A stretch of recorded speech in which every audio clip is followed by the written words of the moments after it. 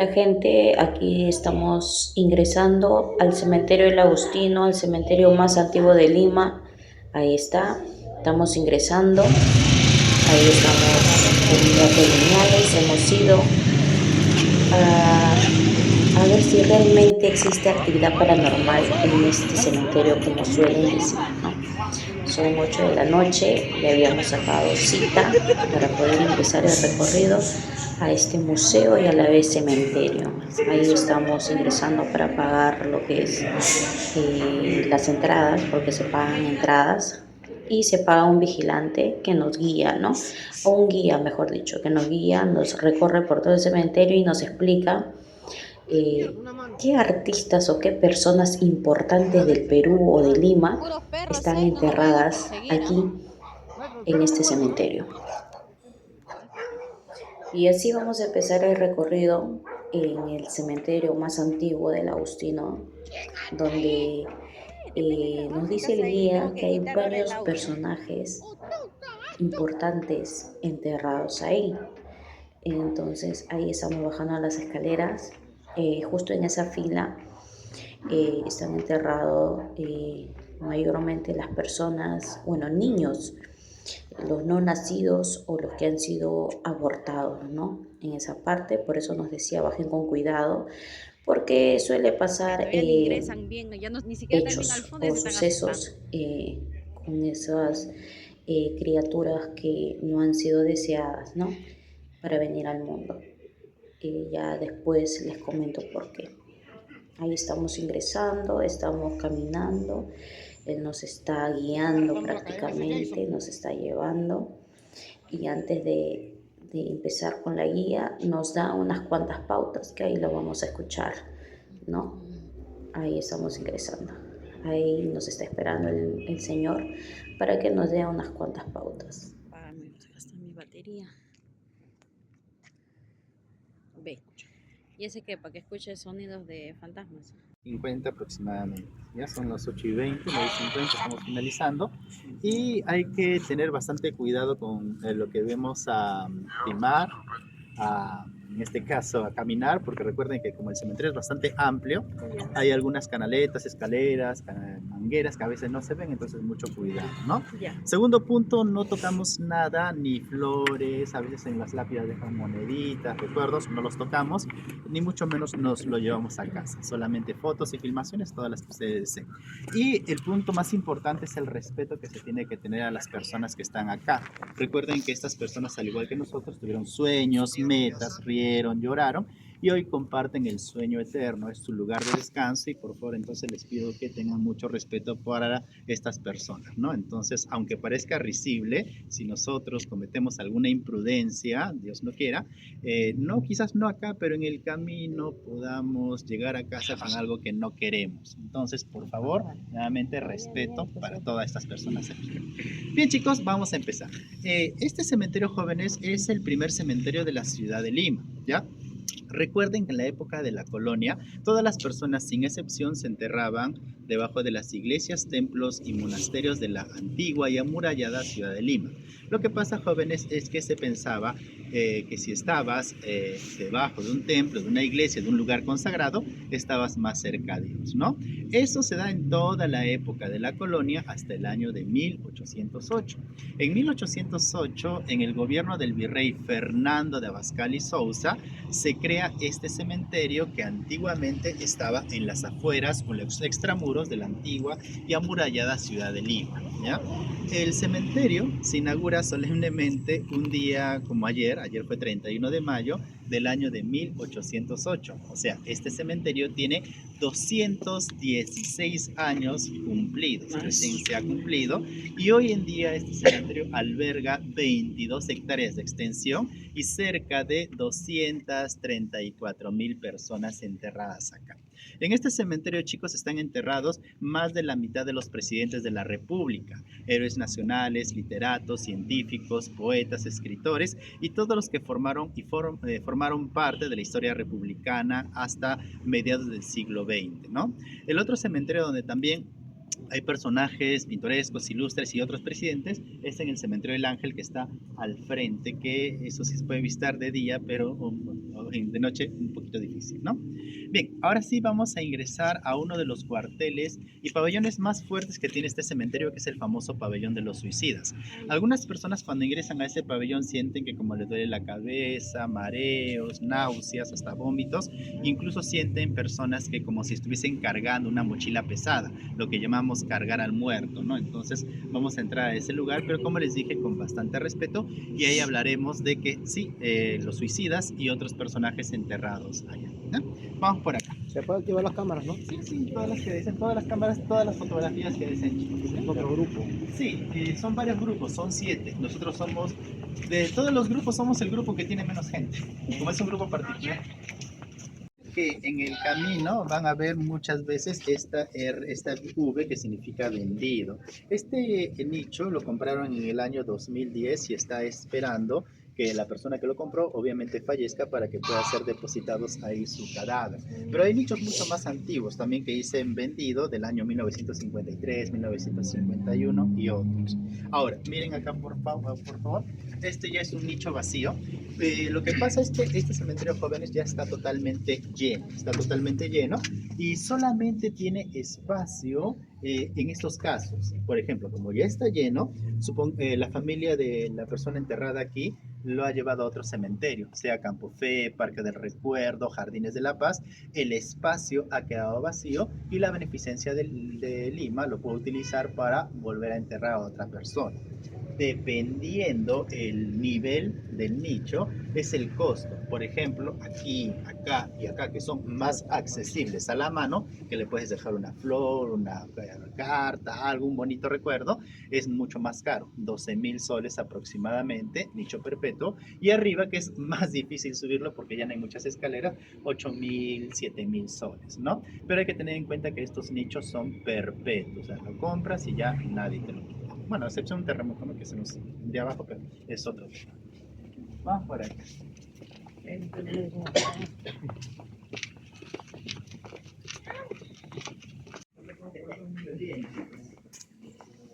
A ver, jóvenes, este es el famoso pabellón de los suicidas. El pabellón de los suicidas empieza acá, jóvenes, y finaliza en la parte del fondo, ¿ya? Y efectivamente, chicos, le van a llamar el pabellón de los suicidas porque sí, efectivamente hubo un porcentaje grande que se suicidó, que atentó contra su vida, y no solamente eso, sino también que mató a otras personas, ¿no?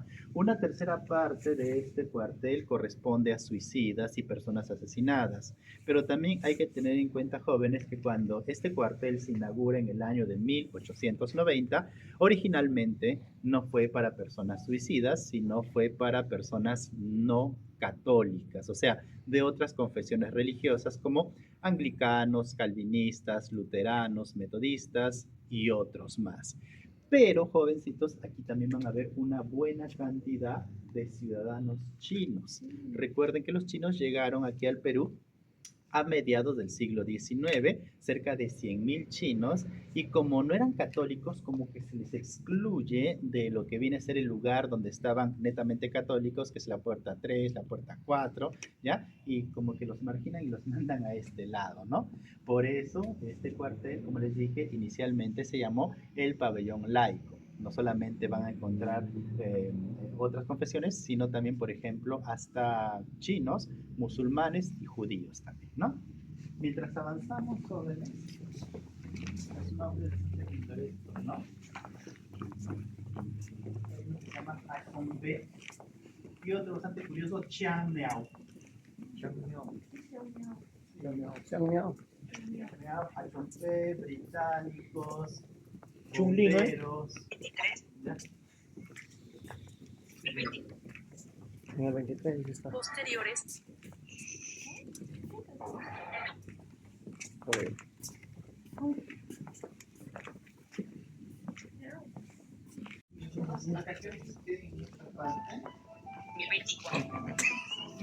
Acá nomás, chicos, acá nomás. Quería que vean esta tumba.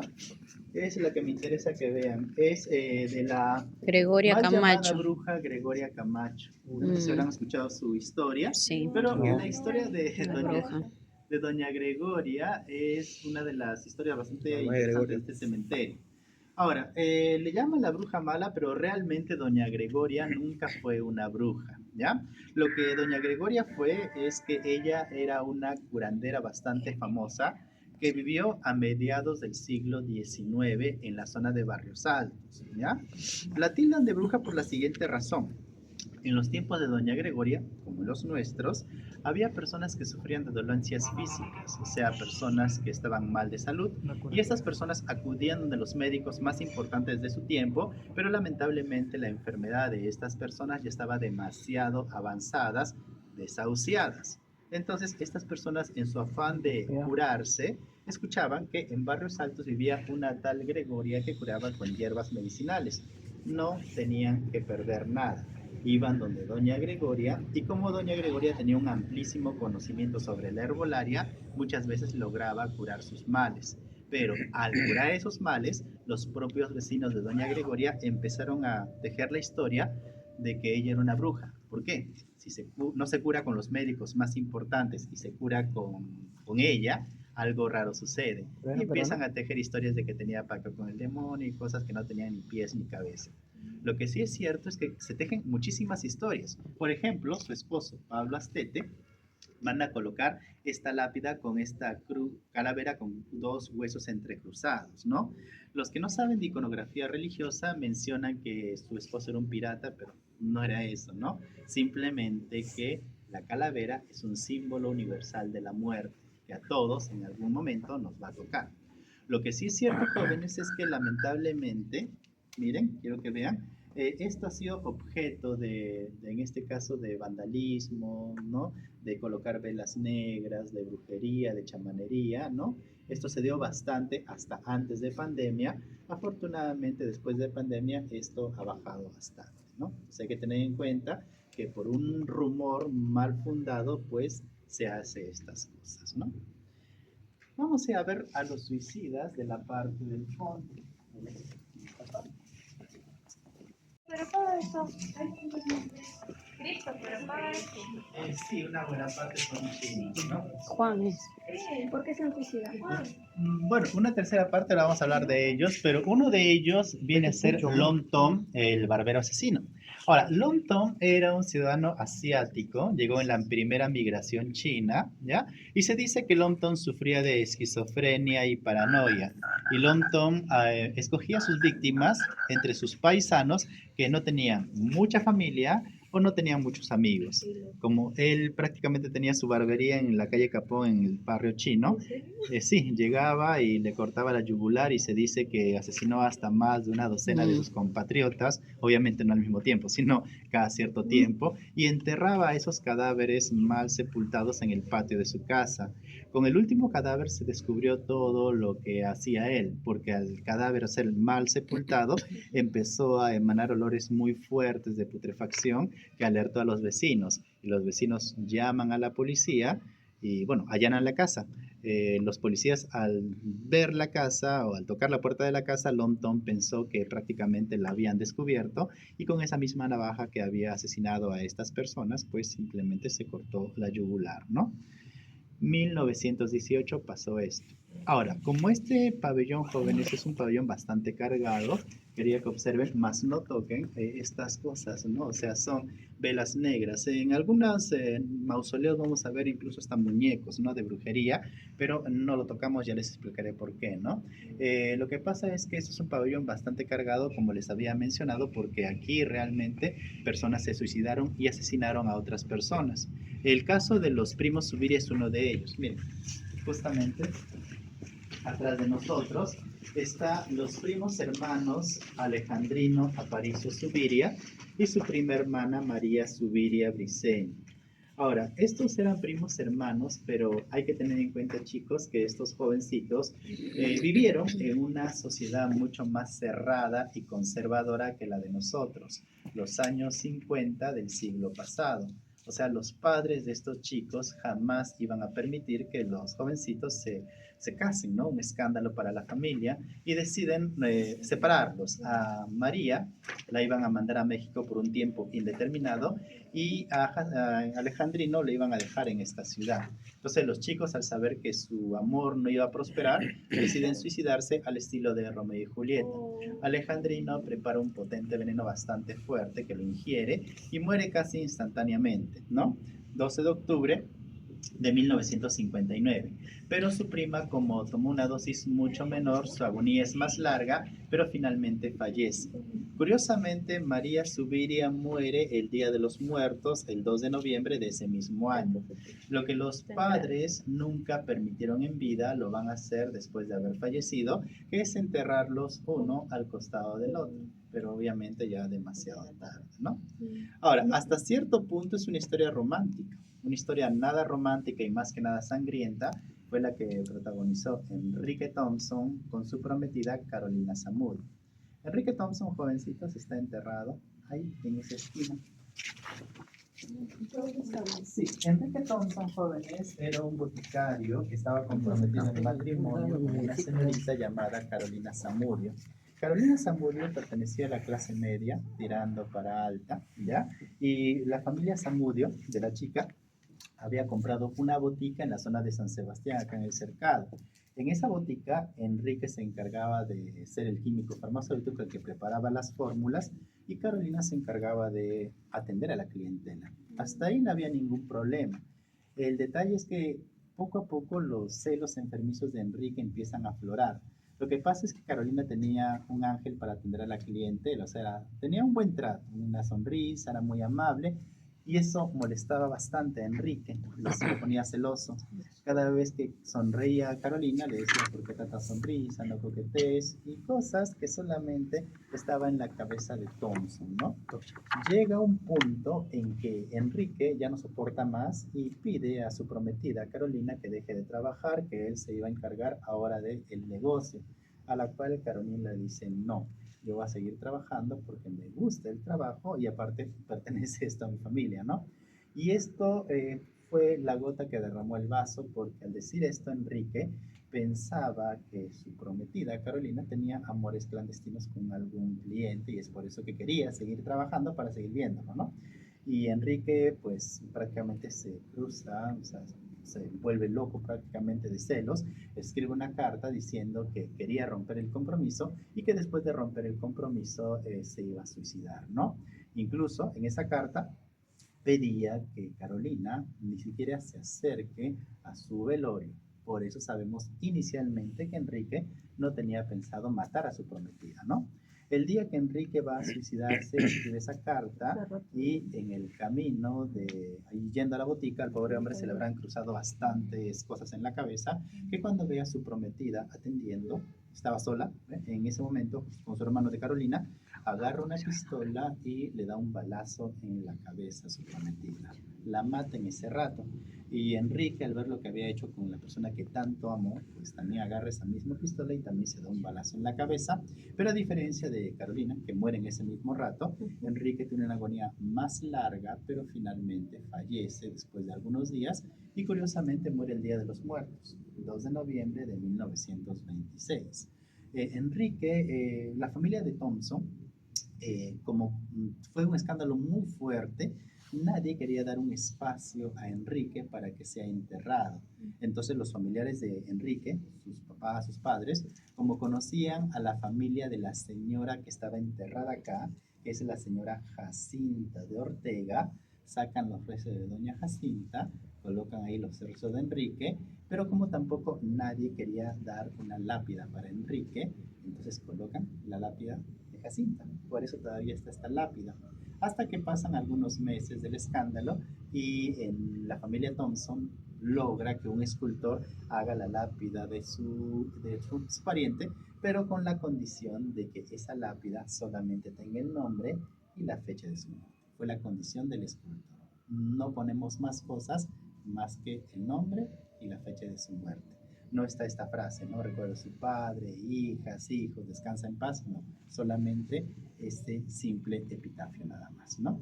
Carolina Zamudio está enterrada también en este cementerio, pero no en este cuartel, está enterrada 5 pabellones más al fondo, en una zona un poquito Ay, peligrosa.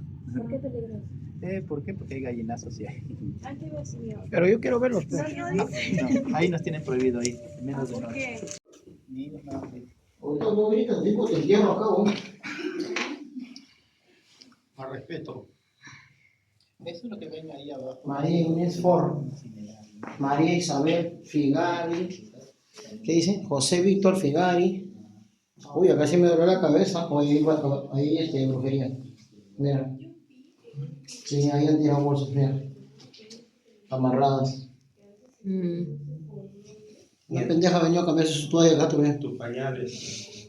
No, es que así botan fe.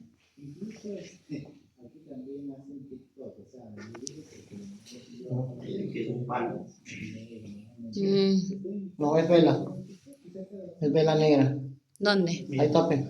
Acá también hay otro. Una vela negra, ¿ves? Acá hay uno. Así es, vela negra. Sí, ¿no? Esa es la vela negra. A veces ponen maldiciones. Negra, descaradamente. Déjame ver. ¿Ya? Acá. Cerámicas. Acá está, miren. Miren. Observen acá, velas negras, cerámicas. Y como le digo, se llevó hasta el cadáver, ¿no? Eso es lo malo. Toda esta parte está un poco fuerte, ¿no? Entonces, por eso no es muy recomendable que bajen y mucho menos que toquen esto. Porque... Sí, recientemente nosotros hemos averiguado que doña Miquita está enterrada en este lugar. Ella fallece casi al finalizar la época de la colonia en 1819. Originalmente nosotros pensábamos que Miquita iba a ser enterrada en lo que viene a ser la iglesia de Nuestra Señora de los Descalzos en el Rímac, pero averiguando bien, pues sus restos reposan en este lugar. Les han encontrado los documentos y sí, está enterrada acá en este espacio, ¿no? Chico, tiqui tiqui la pantalla. Cerámicas. Acá está, miren. Miren, observen acá, velas negras, cerámicas. Y como le digo, se han llevado hasta el cadáver, ¿no? Eso es lo malo. Toda esta parte está un poco fuerte, ¿no? Entonces por eso no es muy recomendable que bajen y mucho menos que toquen esto, porque esto tiene un nombre específico acá y no queremos que esto se lleven a casa. ¿Ven? Nada, ¿no? Todo esto. Pero eso habrá sido en tiempos donde no había tanta seguridad. No, no se crea, eso fue antes también, antes de pandemia. Hechicería y magia negra. Por ejemplo, si agachamos un poquito, ¿ya? Quiero que observen muñecos. Mira, brujería. Muñecos, Ay, verdad, ya vi. muñecos. Acá. Acá estas bolsas también tienen brujería. Acá hay más muñecos. ¿Ya? Ahí está. ¿Ven? Al costado del muñeco, mira, una vela negra. Y ese muñeco, si no me equivoco, tiene alfileres. Ah, sí. Sí. Y acá, miren, algo más. Acá adentro, más brujería, en esa tumba, que se han llevado hasta el cadáver. ¿Pero por qué esa familia? Justamente a eso iba, ¿no? Más brujería acá. Familia Sawaines. Lo que pasa, chicos, no, lo que pasa es que nosotros tenemos una hipótesis que en estas cuestiones de lugares... ¿Se puede bajar? No. No. No, entonces, en este caso, esta familia, los brujos que realmente saben de estas cosas, es que son brujos maleros, ¿no? O sea, estos brujos saben en qué lugares son más fuertes y pesados. O sea, no estoy asegurando esto, pero visitando actualmente estos dos, vienen a ser enterrados los niños. Algunos de estos niños tienen fotografías post-mortis y hay que tener en cuenta que la mortandad infantil en ese tiempo era altísima. O sea, de cada 5 niños, 3 fallecían y 2 vivían, ¿no? Por enfermedades y por epidemias. Dígame. ¿No has escuchado nada acá a la vuelta? ¿Que te hayan dicho? Ahorita que hemos estado entrando he visto que han pasado así. Claro, pero eso es lo que le estoy diciendo hace rato que he visto a alguien. ¿Qué cosa? Suele pasar. ¿Qué Pero no pasó? le hagan caso. Digo, Algo no le- había. No, quería seguirlo, pero esto no me dejó. ¿Algo? Chicos, en este No. caso, quería que observen esta fotografía post-mortis de la niña. Miren, si nos agachamos un poquito. La niña María Isabel Dufo. Ay, verdad, mira. Ella falleció de fiebre amarilla cuando tenía solamente 2 añitos, el 7 de abril de 1870. Fíjense cómo está la niña María Isabel vestidita con este vestido, zapatitos, ¿ya? Y una hermosa corona de porcelana. Ahora, recuerden que la fiebre amarilla fue una de las epidemias que más asoló la ciudad de Lima, pero lo más trágico de la muerte de la niña María Isabel es que al día siguiente en que fallece esta pequeña, muere su hermano Ricardo, que está enterrado también aquí abajo, con otra fotografía post-mortis, ¿no? También O sea, tiene foto. fíjense, ¿no? Claro, son fotografías que se les tomó ni bien fallecieron. Era una costumbre de Ricardito bastante sucia, con polvo, con adicciones de ave, y esta señora habrá tenido bastante compasión al ver la tumba del niño tan descuidada y empieza a darle un mantenimiento. Agarra un poco de jabón, de detergente, empieza a lavar, a limpiar y la deja Ahí bien, dice, ¿no? eres Ahora, grande la niño señora Ricardito, también, gracias por devolverme comentaba a la los fe y panteoneros por que el su pedido familia tenía un concedido. Disculpa familiar, la esta demora de señora ahora en tenía un adelante familiar tu muy devoto. enfermo en el hospital 2 de Botada mayo, de Edith. y esta señora empieza a rezar a Ricardito, a Ah, traerle vale, habrá cositas, conseguido ¿no? porque todo esto es un Golosinas, nombre. galletitas y otras cosas, Ya y pe, niño pedir al Ricardito, yo también, Ricardito hazme que cure a su millonaria. familiar. Y las oraciones que son escuchadas, porque a la semana el familiar de la señora empieza a tener una mejoría y al mes totalmente restablecido. La señora atribuye estos milagros al niño Ricardito y empieza a correr la voz a los panteoneros. Ojalá que me vuelva millonaria, niño Ricardito, y te ponga una lápida ambulantes, a los nueva. que le vendían flores, que si tú venías con obsequios, que le rezabas con bastante devoción y le pedías cosas buenas a Ricardito, pues Ricardito te concedía casi siempre, ¿no? Y es así que poco a poco, a partir de 1990, por estas experiencias, estas oraciones, el culto a Ricardo se va haciendo más grande y más grande. Y, ¿ya?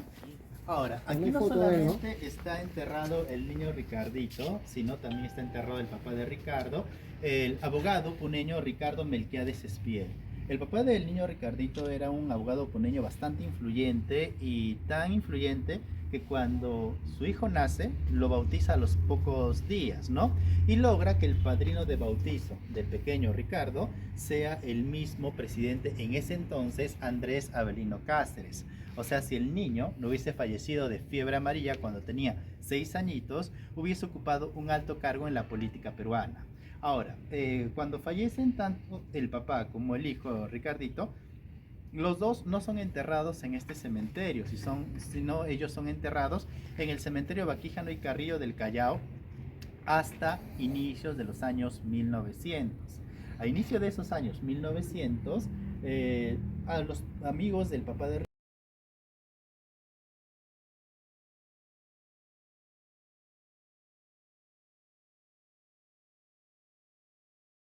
Ricardo hacen una colecta y logran comprar este espacio para que sean enterrados tanto el padre como el hijo.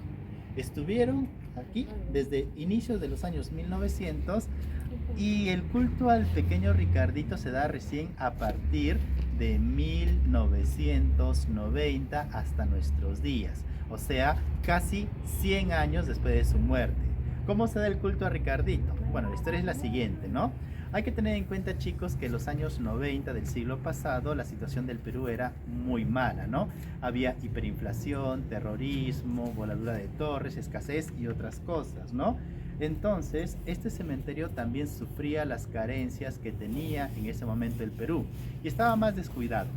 Cuentan los panteoneros que a este cementerio todos los martes venía una señora, y esta señora siempre ingresaba por la puerta número 5. Puerta 5, puerta 4, cripta 3, como la capilla ardiente era el lugar donde se traía el cuerpo, se le hacía una especie de misa de responso al féretro y luego se llevaba a los cuarteles y pabellones que nosotros estamos viendo. La antigua capilla ardiente se cae con el terremoto de 1940 y la sustituyen por esta capilla que es actual y reciente. Ahora, la escultura más antigua de todas viene a ser la escultura de este Cristo dormido o yacente, obra de Matías Maestro. O sea, desde que se funde este cementerio en 1808, esta escultura está acá, ¿ya? Y Matías Maestro justamente está atrás de nosotros en este espacio. Con cuidado, vamos a bajar, chicos, ¿ya? Lo que pasa es que Matías Maestro es el que hace los planos, los diseños de este camposanto. Él es español, nace en Vizcaya en 1766, ¿ya? Y cuando Matías Maestro llega aquí al Perú, lo hace en calidad de arquitecto, pintor, escultor y músico. O sea, tenía muchas profesiones. En Lima, Matías se hace muy amigo del arzobispo de ese entonces, Domingo González de la Reguera, y gracias a la influencia de este arzobispo, Matías se hace sacerdote, se hace cura. Sinónimo de sacerdote es presbítero. Las obras de Matías Maestro no solamente va a ser la construcción de este cementerio, sino cuando ustedes van al centro histórico, los altares de la Catedral de San Francisco, Santo Domingo, son obras de Matías. Por estas obras, Matías recibía muy buen dinero, pero hay que recordar que en este caso, dinero que él recibía, dinero que lo daba la Iglesia Católica porque tenía voto de pobreza.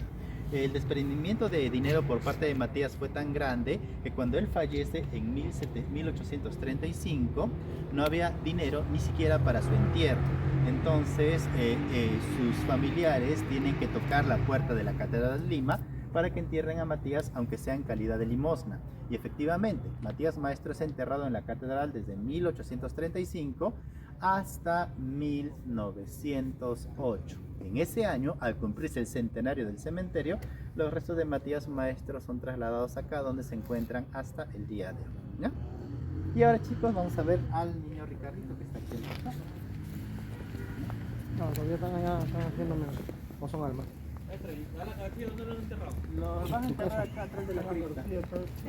Ahorita vamos a ver. Ya cuando estamos saliendo, Qué bien la vida. Daniel Anchilles Carrión, este ese es su cenotafio, no está enterrado. No, yo sé. Ah, ya no está enterrado aquí. El cenotafio de Daniel Alcides Carrión es este. Recuerden que un cenotafio viene a ser un monumento a la memoria de la persona, o sea, ya no está enterrado ahí. Recuerden que Carrión es el que se inocula la sangre de un paciente con verruga, ¿ya? Para saber los síntomas y más adelante encontrar la cura. Él fallece el 5 de octubre de 1885 y estuvo enterrado desde esa fecha hasta 1970, donde el Colegio Médico del Perú exhuma los restos de Carrión y lo llevan a su mausoleo actual, que está en el Hospital 2 de Mayo, aquí en el centro histórico. ¿Ya? Ya no está acá. Es un cenotafio. O sea que la verruga lo mató. Los restos de los héroes de la peor guerra que tuvo el Perú, la Guerra del Pacífico. Por eso arriba dice: la nación a sus defensores en la guerra de 1879, y la representación de la patria herida que está siendo cargada por el ángel. Recuerden que lo único que nos podía salvar de la calamidad, de la catástrofe, era la providencia de Dios. Ahora, esta cripta tiene 3 niveles. Este primer nivel que estoy marcando y el segundo nivel que estamos pisando data de 1908. Pero el tercer nivel se amplía en 1985, es la que corresponde al área que estoy marcando. 234 héroes, incluyendo los grandes héroes Miguel Grau, Francisco Bolognesi, y abajo en el segundo nivel el gran mariscal Andrés Avelino Cáceres. Y en esta área está Alfonso Ugarte, Ricardo Bentín, Elías Aguirre, Diego Ferré, Leoncio Prado, Pedro Ruiz Gallo y otros más, ¿no? Lamentablemente la cripta no pertenece a la beneficencia de Lima, sino pertenece al Ejército del Perú, por eso siempre para cerrada, solamente lo abre el último sábado de cada mes. O sea, si ustedes vienen el último sábado de cada mes, van a encontrar la cripta siempre abierta. Obviamente lo administra el ejército, cobra 2 soles por ingreso. O sea, hace una semana atrás lo han abierto. Exactamente, el último sábado lo han abierto, ¿no? Si desean pueden acercarse con la linterna para que observen los restos de Grau. Miguel Grau, pero Grau no estaba en la base. enterrado. Porque yo Ya, sé el por hecho qué que sea de está- Paita no quiere decir que lo vayan a enterrar allá. Es que los restos de Grau fueron, o sea, el cuerpo de Grau fue destrozado cuando cayó un bombazo a la torre de mando del Huáscar. Lo único que se le puede reconocer de Grau viene a ser una pierna velluda con un botín negro, se le reconoce, y se trae sus restos en 1890. Sí, eso es lo único que quedó. Se traen sus restos, esos poquísimos restos, se traen en 1890, pero como no existía la cripta en 1890, esos restos, esos huesitos van a parar al mausoleo del mariscal Ramón Castilla junto con el de Francisco eso es lo que Bolognesi. iba a preguntar. ¿Ya?